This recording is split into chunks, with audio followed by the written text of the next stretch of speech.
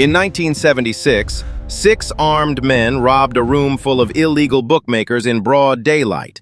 Then, instead of running, calmly carried the money 2 floors upstairs to an office they'd rented months earlier. It was Australia's biggest heist. Nobody was ever convicted for it, and within a decade, almost every man involved was dead. The Vintage Files archive has recovered case file HF-004, the Great Bookie Robbery. 11 minutes, tens of millions of dollars, and a getaway that never actually left the building. 3 months before the robbery, Raymond Bennett and his crew rented an office several floors above the Victoria Club in Melbourne, a private gambling room where bookmakers settled their weekend racing debts in cash. They studied the layout, timed the routines, and even rehearsed the job while the room sat empty.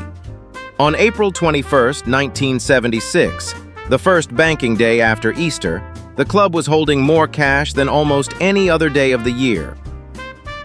6 masked men entered armed with submachine guns and a shotgun. They disarmed the guards, held more than 100 people at gunpoint, and loaded cash from safes and cash boxes into bags, all in about 11 minutes.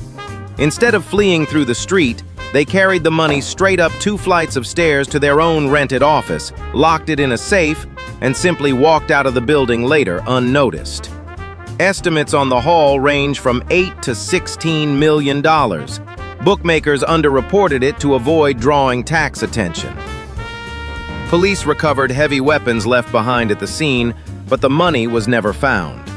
Word of who was responsible spread quickly through Melbourne's underworld, and corrupt figures on every side wanted a share of it. No one was ever convicted for the robbery itself.